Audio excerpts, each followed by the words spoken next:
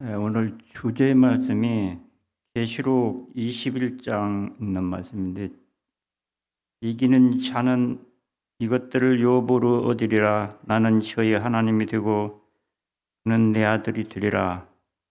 그러나 두려워하는 자들과 믿지 않는 자들과 흉악한 자들과 살인자들과 행음자들과 술객들과 우상 숭배들과 모두 거짓말하는 자들은 불과 유황으로 타는 못에 참여하리니 그것이 둘째 사망이라. 저는 오늘 저녁에 창조론과 진화론, 불가지론, 무신론, 범신론, 이런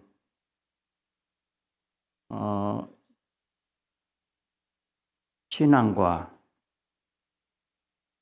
저는 누가 뭐래도 창조주 하나님을 선택했고, 여러분 말씀을 듣는 모든 분들도 그렇게 되리라 생각합니다.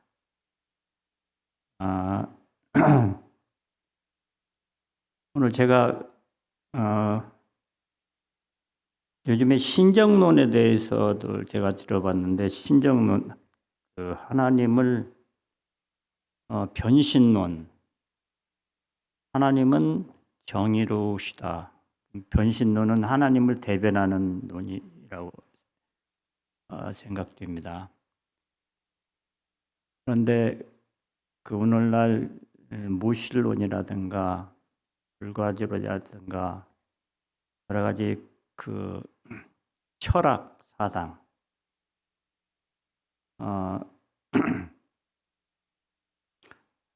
그래서 제가 그 철학자들을 이렇게 조금 살펴보면은 저는 머리가 너무 어지러울 정도로 복잡한 철학 사상을 제가 이해할 수가 없습니다. 그래서 속된 말로 개똥 철학이 아닌가 그렇게도 생각들도 있어요. 그러나 저는 성경 신앙을 우리가 가지고 또한 귀한 보배로 여기는 것이 가장 중요하다고 생각합니다. 그래서 개똥 철학 같은 그 복잡한 것을 우리가 보다도 단순하게 하나님을, 창조주 하나님, 주물주 하나님을 우리의 창조주, 구속주로 받아들이고 이해하는 것이 좋으리라 생각합니다. 창세기 1장 1절에 보면은 최초의 하나님이 천지를 창조하시니라. 창세기 1장에서 쭉 보면은 하나님께서 세상을 창조한 내력이 쭉 나와 있어요. 이건 너무도 단순합니다. 사람들은 이 하나님의 창조서를 그 가설이나 옛날 전해내놓은 이야기나 그렇게 치부해 버리는데, 거기 하나님께서 천지 창조한 대략이 분명히 단순하게 나와 있습니다. 그 다음에 요한복음 1장 1절에 태초에 하나님의 말씀이 계시니라. 이 말씀이 하나님과 함께 계셨더니 이 말씀은 곧 하나님이시라. 어떻게 말씀이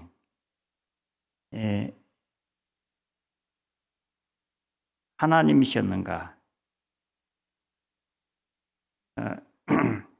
그가 태초에 하나님과 함께 계셨고 만물이 그로 말미암아 지은 바 되었으니 지은 것이 하나도 그가 없이 된 것이 없느니라. 즉 말씀이 육신된 예수 그리스도 인성을 나타내는 성경 구절입니다.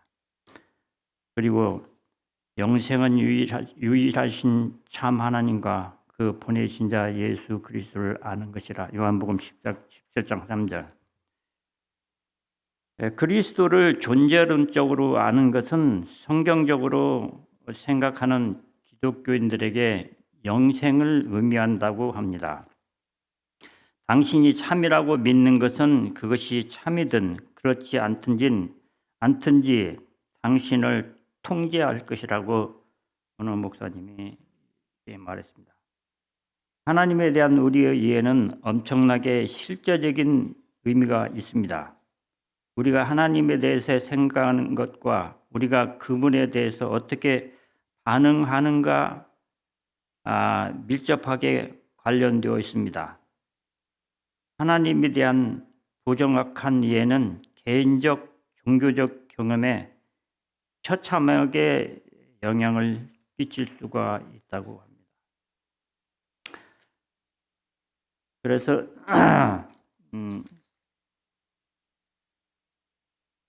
스티븐 호킹 박사는 이렇게 말했습니다. 신은 없다. 스티븐 호킹 박사는 빅뱅 이론을 주장하고 대폭발로 세상이 생겨났다고 믿습니다. 그다음에 만물은 자연 법칙에 의해서 만들어진다고 진화론을 주장합니다. 그리고 또 자연 법칙은 신조차도 침범하지 못하는 영역이다. 이런 가소로운 말을 하고 있습니다. 그러면서 그런 질문을 신은 누가 만드느냐, 심지어 하나님 신도 누가 만드느냐 이렇게 질문합니다. 출애굽기 3장 10절에 보면은 하나님은 I am who I am. 나는 스스로 있는 자. 계시록에 보면은 나는 알파와 오메가라고 합니다.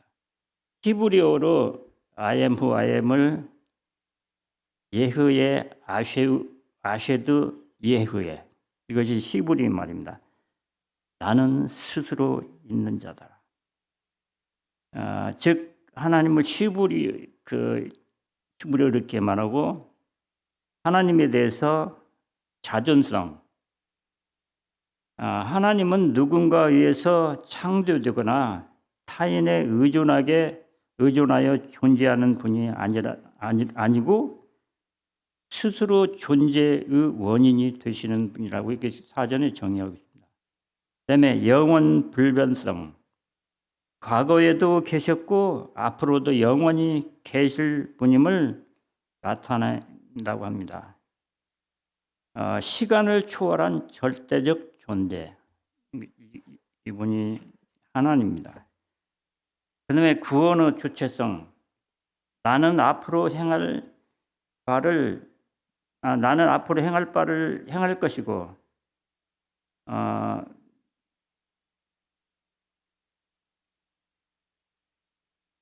능동적인 이런 의미를 담고 있습니다.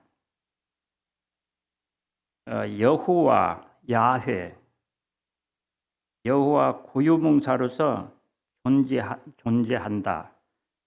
스스로 존재한다는 분임을 하나님에 대한 속성을 알아봤습니다. 유대인들은 아브라함 예수님과 토론할 때 자기들이 아브라함 자손임을 아주 자랑하고 거만에 빠진 행동을 하는 것을 보십니다. 그때 예수님께서 유대인들에게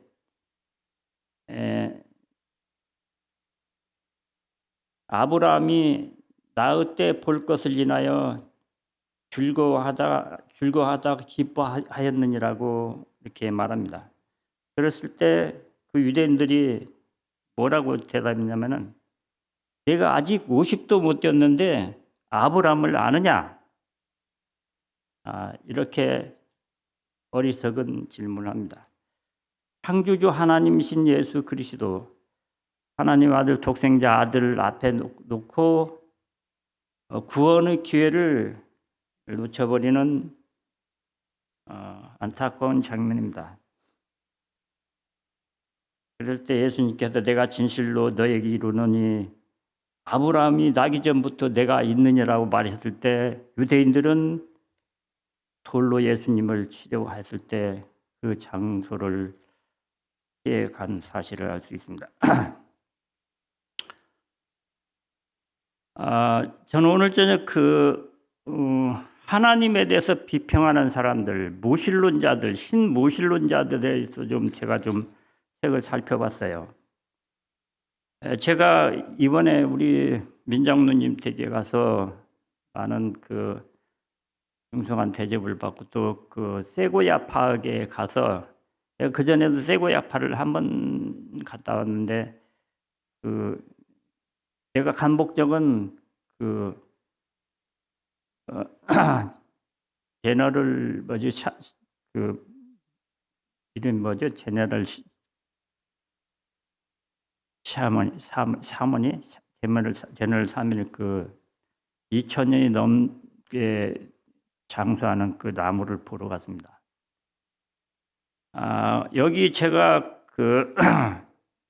하나님에 대해서 맹비난하는 무신론자들의 나이들을 이렇게 제가 쭉 살펴보니까 85세, 59세, 62세, 82세 네 사람인데 100살도 못 살다 간 사람들이 아이 하나님에 대해서 이런 망언을 했다는 게 참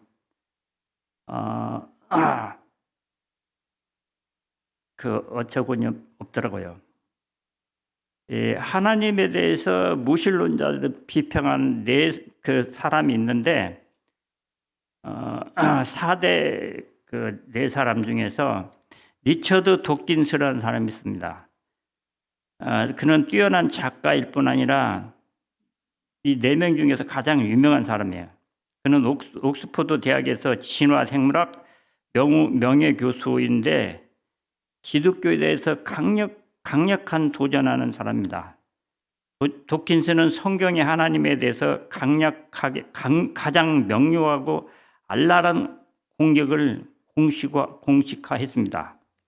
즉 구약의 하나님은 거의 틀림없이 모든 소설에서 가장 불쾌한 인물이다.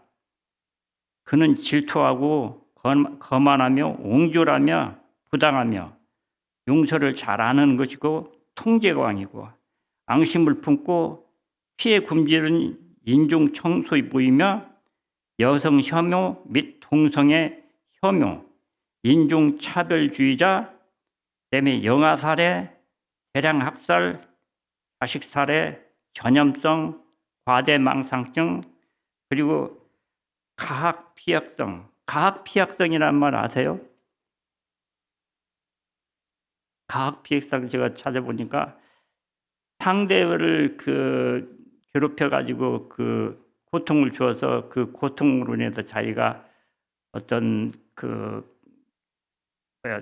기쁨을 누리는 것. 그다음에 반대로 자신을 학대해서 어떤 욕구를 충족을 느끼는 그런 것들이에요. 그다음에 변태 성욕자, 변덕스런 악에 찬 불량배, 이렇게 하나님에 대해서 악명 높게 거의 신성모독을 하고 있습니다. 마리쇼온이라는 사람인데 주 2세기 이미 구약에 대한 하나님에 대해서 부정적인 생각들을 표현했지만 도킨스는 그 멜로디를 매우 세게 연주하며 히브리 성경의 하나님은 도덕적 괴물이라고 강력하게 주장하는 사람입니다. 그래서 게다가 도킨스는 모든 것은 생물학적 기원만 있다는 견해를 보합니다. 오로지 생물학적 진화를 통해서만이 그 견해를 받아들인다는 겁니다.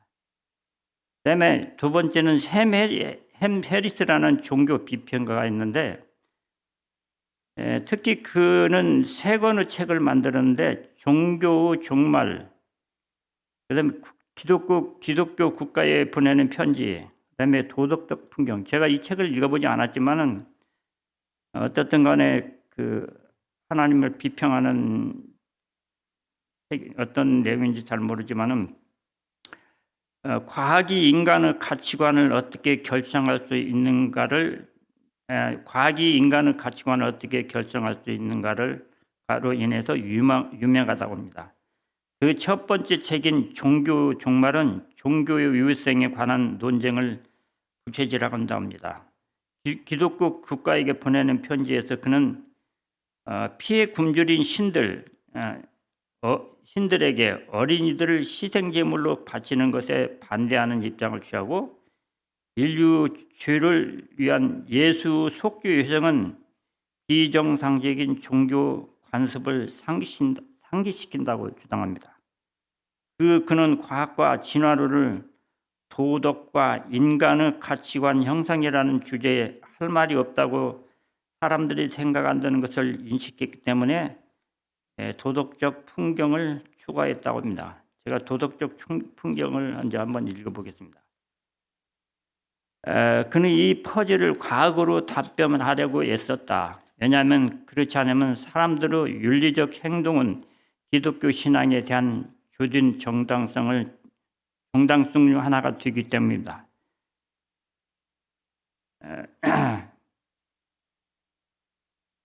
윤리적 행동과 기독교 신에 대한 주된 정당성이기 때문에 과학으로 답변하라고 애썼다고 합니다. 그다음에 세 번째는 크리스토퍼 에릭 히친스라는 사람인데 종교를 반대하는 주장을 분명히 하는 논객이고 언론이라고 합니다. 그의 주된 저서 제목은 신은 위대하지 않다. 종교가 어떻게 모든 것이 독이 되는가. 그 책을 쓴 이유와 목적을 웅변적으로 묘사한다. 이 글귀는 이슬람교도들이 다양한 문맥에서 사용하는 하나님 알라는 위대하다를 뜻하는 이슬람의 결정적인 격언인 알다우 아크마라는 그 언어 유희라는 것입니다. 이스라엘 사람들이 그 알다후 아크마르 이 말을 사용하는 거예요. 어떤 종교 타당성도 부인하며 종교를 사유 도구로 정의한다. 그는 주요 종교 서적들을 읽고 결과는 종교는 인간이 만든 위험한 성적 통제 이유 그리고 기원에 대한 우리의 이해를 왜곡기라고 진술한다. 즉 진화론을 부정한다는 것에 대한 반론입니다. 그는 과학과 이성에 근거한 세속적 삶을 주장하고 지옥의 교리를 허불 많은 경우로 눈부신 우주 경치로 대체하고 모세를 자연의 아름다움과 기적들로 대체한다고 합니다. 그다음에 네 번째는 데니얼 데네톱츠입니다. 그는 미국에서 유명한 사람인데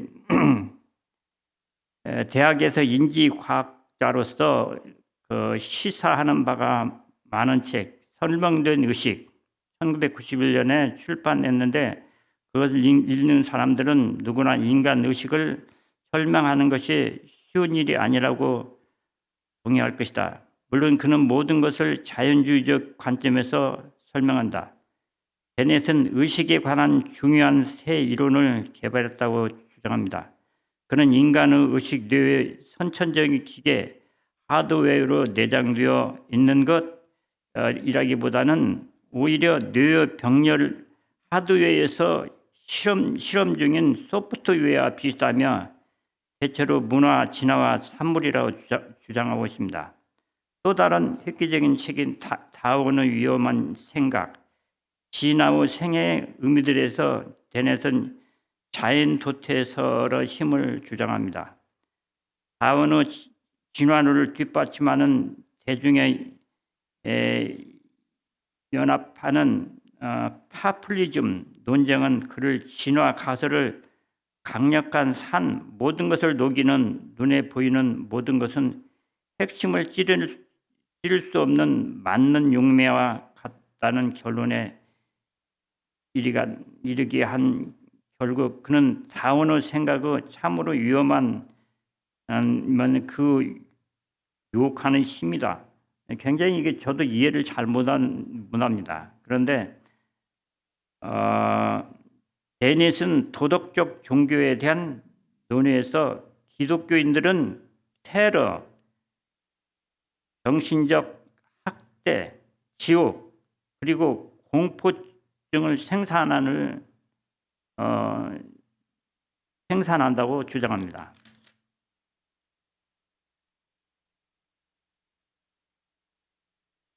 이 무신론 사상가들과 과학자들은 견해는 우리 인간 본성에 대한 아주 순진한 견해들과 죄의 힘에 대한 부정에 기초되어 있다고 합니다. 우리의 본성에 대한 이 긍정적 이해는 인류 역사가 보여주듯이 실패할 운명이라고 합니다. 우리의 인간의 마음이 이기심은 자연히 치우칠 수 없으며 나쁜 쪽에서 좋은 쪽으로 가는 것보다 나쁜 쪽에서 더 나쁜 쪽으로 간다고 합니다. 공산주의에서는 모두가 동등하지만 어떤 사람들은 즉 제1당원들은 더 평등하다고 말합니다.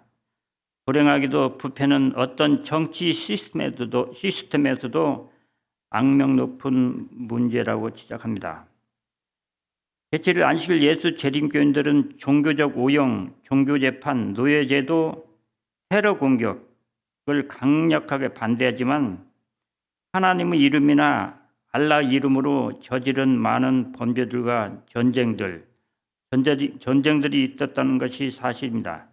하나님의 이름으로 향한 폭력들, 기독교 역사에서 오점이며 저주이고 재앙이며 기독교인들에게 큰 수치를 준다고 말합니다. 그러나 잔악한 행위는 무신론 독재자들에 의해서도 자행되었습니다. 신무신론자들은 많은 잘못들이 히틀러, 스탈린, 폴포드, 마오쩌둥 같이 하나님을 부인한 결과로 자행됐다는 사실을 부정하고 싶어 합니다. 요점은 우리가 종교적이든 무신론이든 상관없이 하나님의 공통 요소는 죄 많은 인간의 본성을 다루고 있다는 것입니다. 죄악의 심령은 교육, 더 나은 경제, 또 다른 상황들에 의해서 변화될 수 없다는 것입니다. 하나님의 은혜, 그분은 성령 그리고 그분은 말씀, 능력으로 이루어진 참된 회심만이 사람 마음을 변화시킬 수 있다고 합니다. 그러나 우리의 생물학적 성향으로는 참으로 이기적이 아닌 사랑이 불가능하다는 것입니다.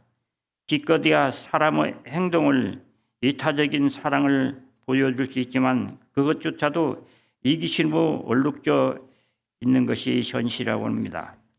일관된 진화론적 관점에서 볼 때 참된 자아희생이나 도덕성, 자연적인 심령에서 나오기는 불가능하다는 것입니다.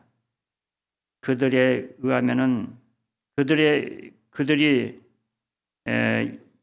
이데올로기에 의하면은 가장 힘있고 강한 자들만 결국 살아남는다는 논리입니다.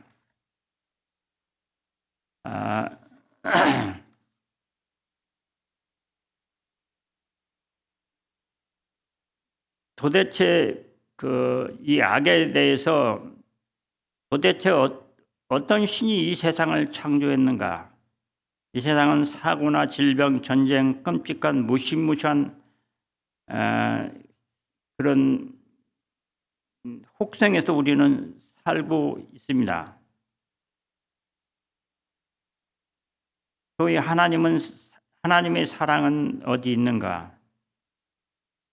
전체 집단의 사람들이 아이슈비츠의 브렘발트, 히로시마, 나가사키 이런 참혹상계에서 히틀러는 600만 명의 유대인을 학살했으며 이런 가운데 하나님은 왜 침묵하고 계시는가? 제가 그 유튜브에도 보면 오늘 그 유튜브에 도배되는 것이 한국의 살인 사건, 엽기적 사건, 악이 얼마나 인간으로서 그 짐승들도 그렇게 못할 행위들을 끔찍한 일들을 저지르는 것을 볼 수가 있습니다. 보이스피싱이라든가 그 엽기적인 살인, 보험을 노린 살해 사건들, 일확천금을 얻기 위해서 물불을 하지 않는, 그래서 어떤 지금도 사형수들이 엽기적 사형수들이 감방에서 그날만을 기다리고 있는 사람들 지금 현재 살고 있습니다. 심지어 조폭들은 자기 동료를 살해하고 그 장기를 먹는 인육까지 먹는 아주 무서운 광경들이 실제 벌어지고 있는 우리가 이런 세상에. 필립 안스는 하나님께 이렇게 묻습니다. 그분은 고통 중에 몸부림치는 우리를 보면서 즐거워하는 우주 세디스트인가? 여러분 세디스트가 뭔지 알으세요? 아까 제가 말씀드린 가학적 변태 성욕자. 하나님이 이렇게 묘사하는 거예요. 하나님 이 세상에 이렇게 처참하게 불에 타서 그 화상을 입은 사람들, 그다음에 선천적으로 너무도 끔찍한 질병으로 매 순간마다 고통 중에 있는 사람들, 이런 참혹한 그 무시무시한 이 국성을 그저 하나님은 침묵만 하고 계시는가? 왜 악이 이렇게 성행하는가? 제가 그 한국에서 저기 그 하숙집을 하던 바로 앞집에 그 할머니가, 내가 여기 와서 미국에 와서 들었는데 그 조그만 구멍가게 됐어요. 근데 할머니가 그 교환들에서 살해됐어요. 근데 그 동네 사는 그 걸랑뱅이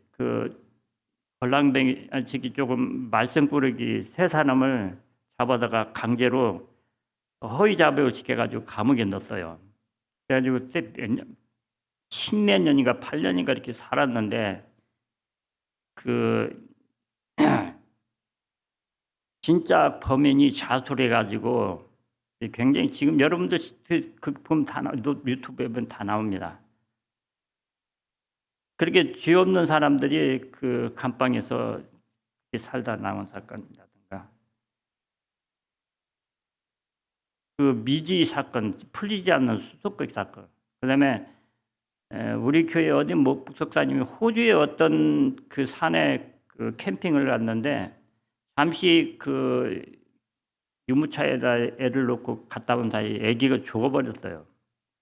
그래서 그 아이를 죽은 사례로 인해서 감옥에 갔는데 몇 년 후에 그 사실이 그 산개 코요테 같은 개가 뭐로 죽였다는 것이 밝혀져 가지고 모조리 풀려난 사건이라든가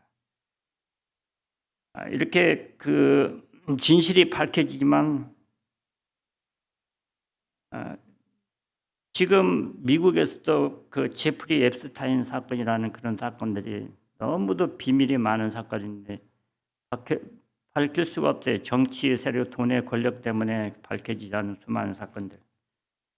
이런 사건들은 하나님의 심판대 앞에서는 분명히 밝혀지지만 한국의 어떤 판사도 자살을 했더라고요. 판사가 자살을 했다. 그 의미는 굉장히 많은 것을 의미합니다. 시사하는 바가 큽니다. 그래서 하나님은 그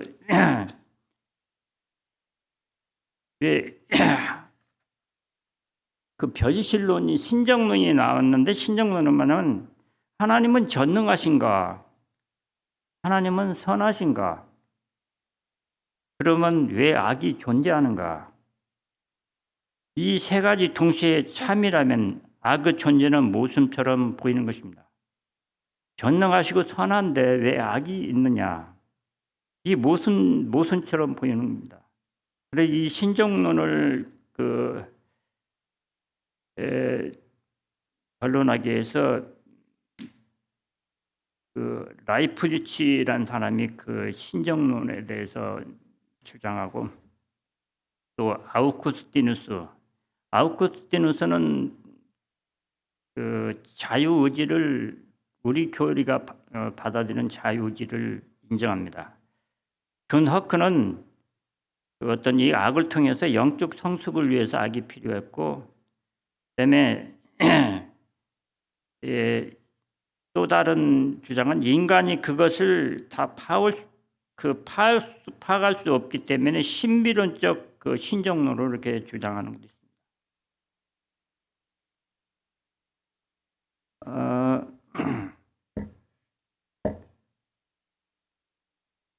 우리가 그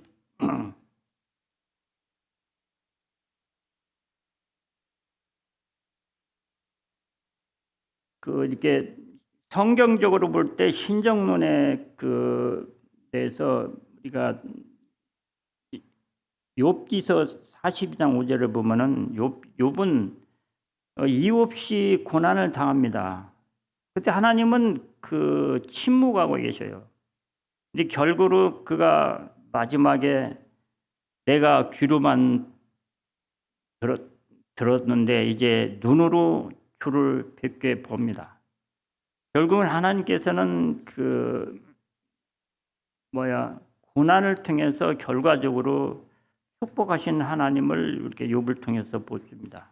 창세기 50장 20절에 보면은 요셉이 그 애국에 풀려갈 때도 그 형제들이 그를 구덩이에 넣어놓고 그 돈죽을 팔았을 때 요셉이 그들을 만들 때 원망을 했을까요? 왜 나를 팔았는가 이렇게 원망을 했을지 모르지만은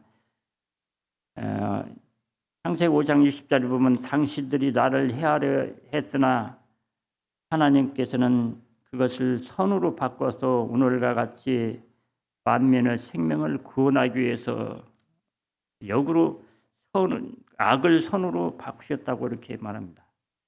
그 다음에 이사야 45장 7절에 보면은 하나님은 나는 빛도 짓고 어둠도 창조하며 나는 평안도 짓고 환란도 창조하니 나는 여호와라.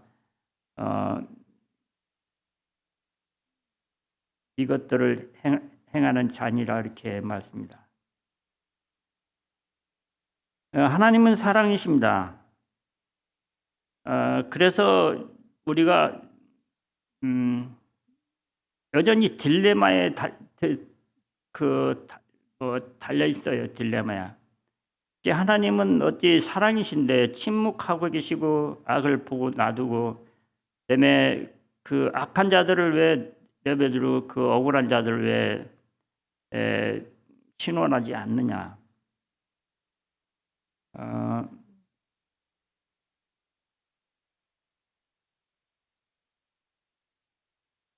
이제 제가 그 아우구스티누스가 주장하는 그 자유의지에 대해서 지금 살펴볼 것인데요. 하나님께서는 그 악을 사용하실 때는 이스라엘 민족들을 바벨론으로 포로가 끌려가신 것도 하나의 그 심판의 도구로 사용했습니다. 심판의 도구. 그 하나님은 악을 하나님은 물론 환난은 창조하시지만 악의 창시자는 아니셔요. 악의 창시. 다만 그 악이나 그런 걸 창시하는 분이 아니지만 그걸 목적으로 상황에 따라서 허락하시는 거예요. 허락. 그다음에 공의의 목적을 위해서 한시적으로 적용하는 것이지, 그걸 영원히, 예를 들어서 제가 그 영혼을 히브리어도 아운, 그다음에 헬라어로 아이온이든가, 그것은 뭐 일반 개신교들이 사람들이 지옥에 가면은 영원히 불에 탄다고 말하는데, 하나님께서는 어떤 공의를 위해서 그 죄인이 형벌을 받는 게 이게 불에 탄다는 것이 소돔과 고모라가 불에 타는 거 영원히 타는 것이 지금까지 타고 있어야 되는데 꺼졌잖아요. 한시적인 그 죄를 사르기 위한 그 기간이지 영원히 하나님께서 벌을 주시는 게 아닙니다. 그러니까 한시적으로 악을 제거하기 위해서 사용하는 것이지 그걸 영원토록 악을 사용하시지 않는 것입니다. 그래서 악을 주권적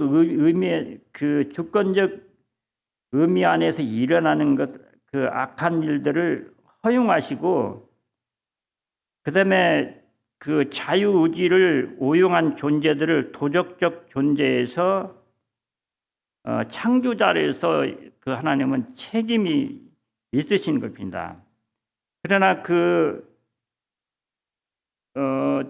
피조물이 자유의지를 오용한 책임은 자유 선택을 가진 도덕적 피조물 자신들이 져야 되는 것이에요.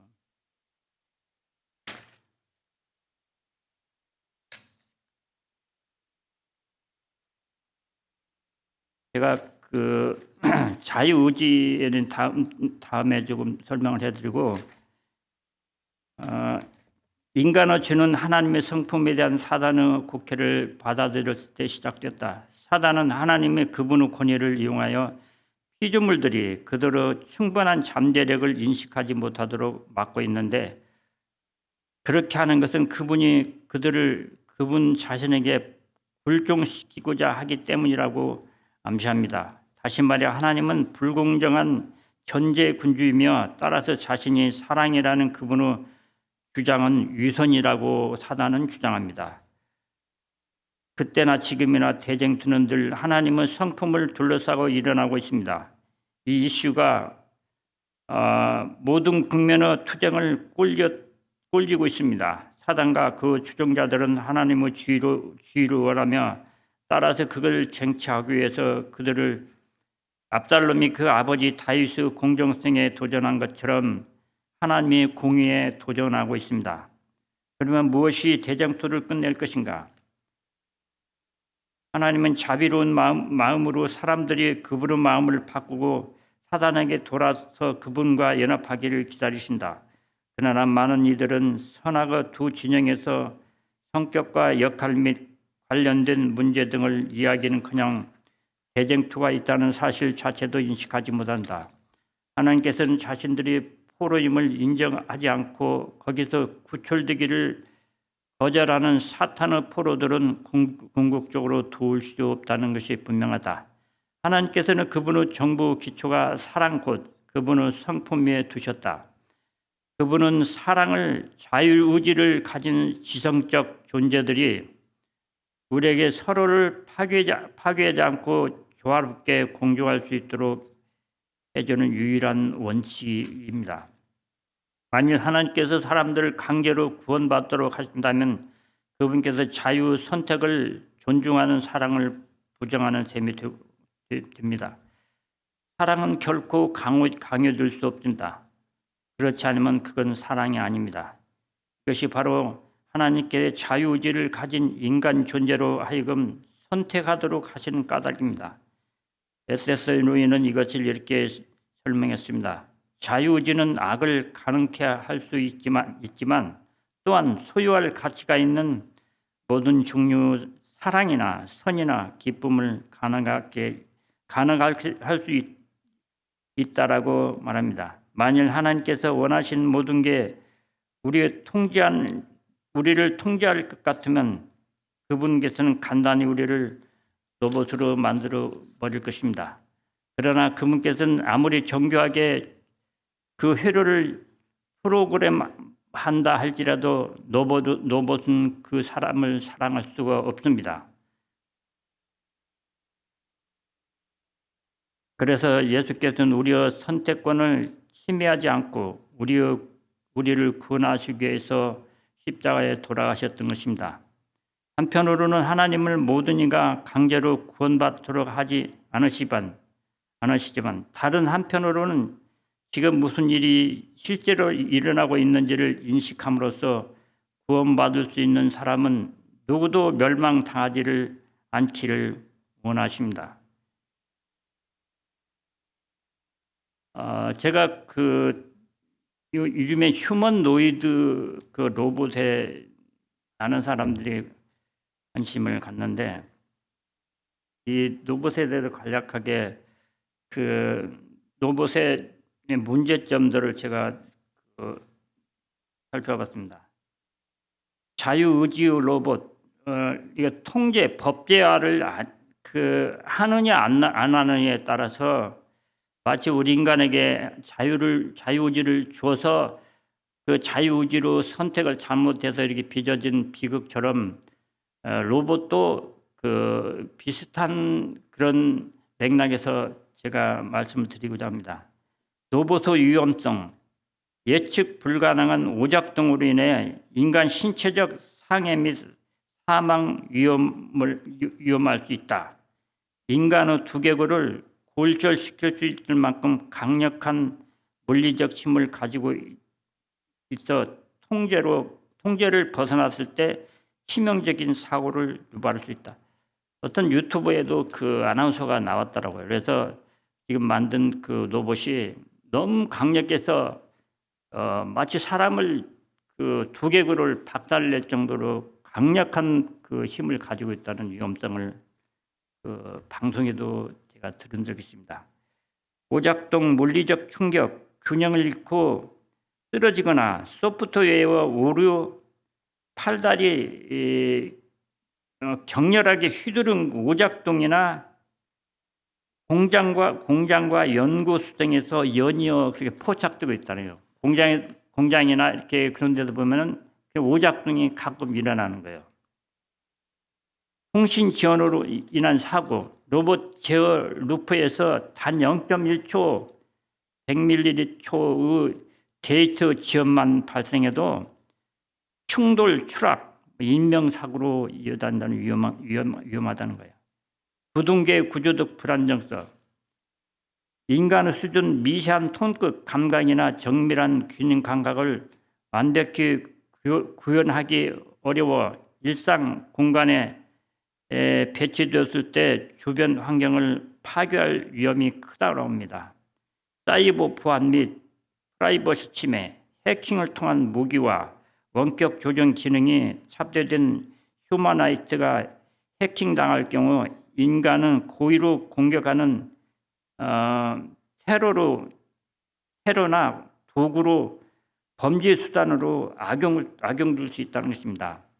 24시간 움직이는 CCTV 로봇이 카메라와 센서, 주변 정보를 끊임없이 추적함으로 가정이나 직장 내부 사생활 및 민감 정보가 유출될 위험이 늘 상존한다고 합니다. 그다음에 사회적 경제적 부작용, 경제적 양극화, 과거 고가의 휴머노이드를 독점하는 대기업이나 자산가들과 그렇지 못한 계층 간의 생산성 격화, 극대화되어 사회적 양극화가 심화될 수 있다고 합니다. 그다음에 인간 소외 및 심리적 공포, 인간의 유형과 감정 표현 완벽히 흉내내는 로봇으로 인해서 인과 기계의 경계가 모호해지며 불시 추적이나 접근원이나 강한 심리적 충격과 정공감을 줄 수 있습니다. 그다음에 여기 법적 책임 및 윤리적 공백이 있는데 책임 소재의 모호성, 로봇이 스스로 판단하여 인간 직원에게 상해를 입히거나 재산을 손괴했을 때 제조사, 소프트웨어 개발자, 사용자 누구에게 책임을 물어야 할지 기준이 미비하다고 합니다. 그다음에 안전보다 속도를 우선시하는 기업 문화, 로봇 제조 기업들이 데이터 암호화 등 필수적 보안 기능을 적용하면 로봇 구동 속도가 느려진 이유로 보안을 회피하며 희생하는 경향이 있어 위험을 키우고 있다고 합니다. 로봇을 자유의지와 통제를 하지 않을 경우 인간의 선택적 남용을 사용하는 것처럼 심각한 문제가 일어나는 것 저는 생각합니다. 그래서 저는 하나님께서는 인간들에게 자유의지를 허락하셔. 만약에 하나님께서 인간들을 로봇이나 꼭두가시나 만들어서 완전히 죄를 통제한다면 죄를 지을 수도 없고 오로지 복종만 할 수 있겠죠. 그러나 진정으로 그 로봇은 하나님을 사랑할 수 없기 때문에 하나님께서는 자유의지를 인간에게 주셨던 것입니다. 그처럼 하나님께서 자유의지를 주셨는데 하나님은 자유의지한 그 책임을 지신 겁니다. 그래서 자유의지 선택으로 불순종과 하나님을 책임지시고 타락한 인류를 위해 예수님께서는 하나님께서 분리되는 죽음을 당하신 결정적인 일들을 이루셨습니다. 네 가지로 제가 요약해서 하나님께서 책임을 위해서 어떤 일을 행하시는가. 그분이 이 세상에 대한 그분은 분명한 통치권을 되찾았습니다. 이 세상 임금이 사단이었는데 그 통치권을 찾으셨어요. 따라서 그분이 창조이신 아담 하와뿐만 아니라 그분의 후손들에게 위임했던 통치권, 그 사단이 하나님의 성품에 대해서 우리의 첫 부모를 속임으로 통치권을 찬탈된 것을 구원받은 존재들 우리들에게 그 통치권을 회복할 수 있었습니다. 그 다음에 세 번째는 그분은 우리에게 영생이라는 값없는 선물을 주시기 위해서 십자가에 죄의 값진 사망을 대신 우리의 죄를 짊어지고 이 선물들 로마서 6장 23절에 이 선물들이 엄청난 많은 것들이 듣는 꾸러미 우리는 사랑 없지만 우리의 죄를 위해서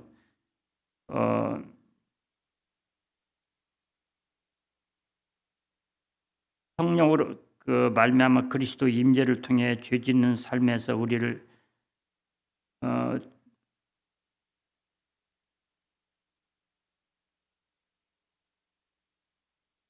꾸러미들을 우리에게 선물로 주셨습니다. 그 다음에 그리스도 재림시에 우리 썩을 몸이 불멸의 몸으로 변화시키는 일에 동참할 것을 만들어 놓으셨습니다. 그 다음에 그리스도의 희생으로 말미암아 사랑이라는 그리스도의 희생으로 말미암아 사랑이라는 하나님의 성품 다른 면 그분은 공의를 무시하지 않고 믿음으로 십자가를 믿는 자들에게 그분의 자비를 베풀 수 있었다는 것입니다. 또한 이 복음을 통해 하나님의 그분의 완전한 사랑을 입증하심으로 그분의 성품에 대한 위험천만한 의심의 병에서 우주를 치유하시는 하나님이십니다.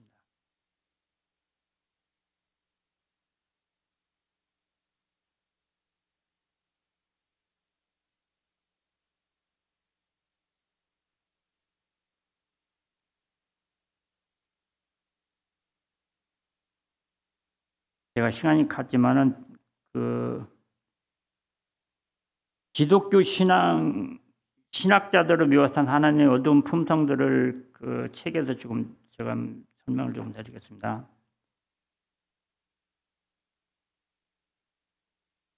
신학적으로 구성된 생각이 많은 우리는 그들의 어려운 성경 본문들을 의미를 가장 잘 묘사하고 설명하는지 진지하게 물어봐야 합니다.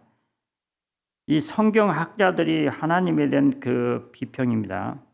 예를 들어 성경학자인 줄리아 오버리어는 하나님에 대해서 학대하는 남편, 교리적인 아버지, 성난 전사로 하나님의 이미지를 나타내고 있고 데이빗 펜치스키는 그 책에서 6개 장에서 불안한 하나님, 비합력인 하나님, 앙심을 품은 하나님, 위험한 하나님, 악의적인 하나님, 학대하는 하나님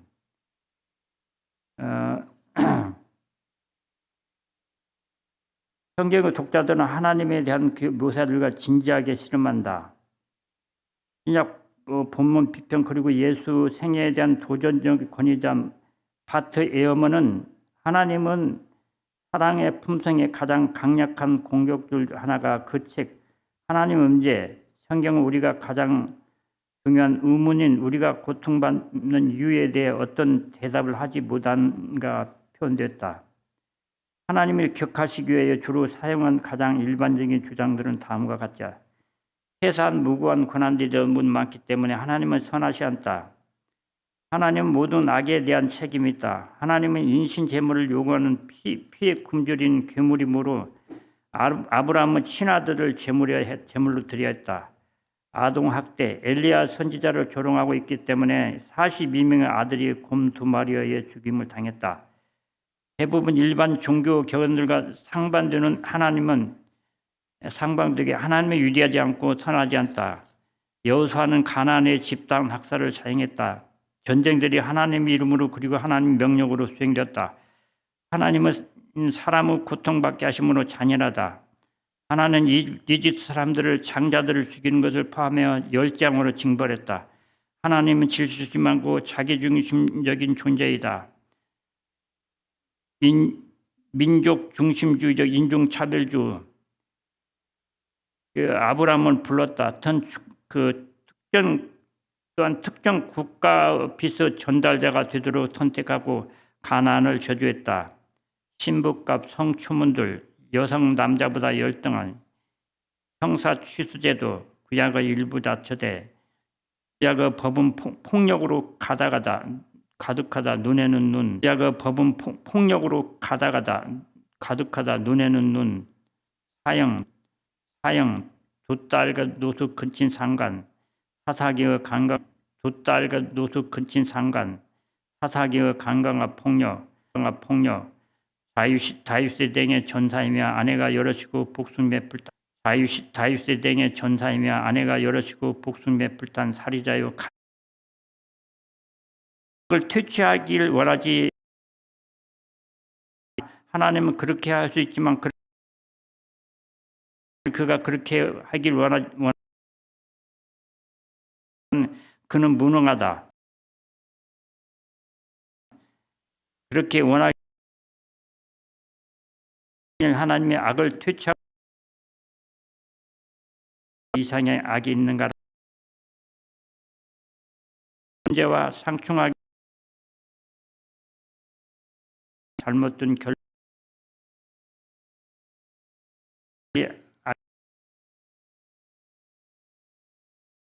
다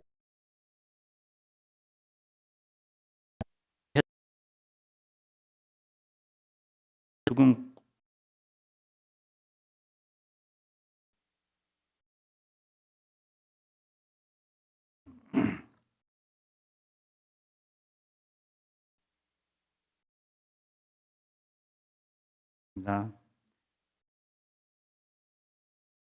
심판은 없는가? 하나님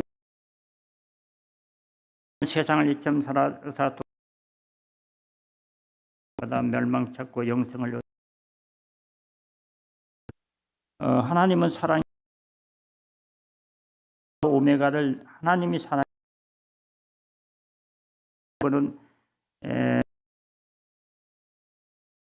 하나님 사랑으로 끝납니다. 사랑이 그것이 영원하게 대한 영원한 아니고 부발이하다 이 아니다. 위대하다 조작 제시하는 다른 중요한 하나님은 사랑이며 여기 성경절이 그분은 공의한 또 인자하신 하나님이셔 하나님이십니다. 그는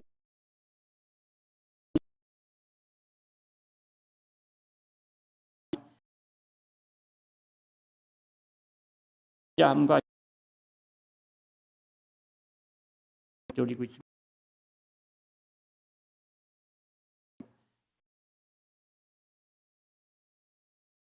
적인 교사하면서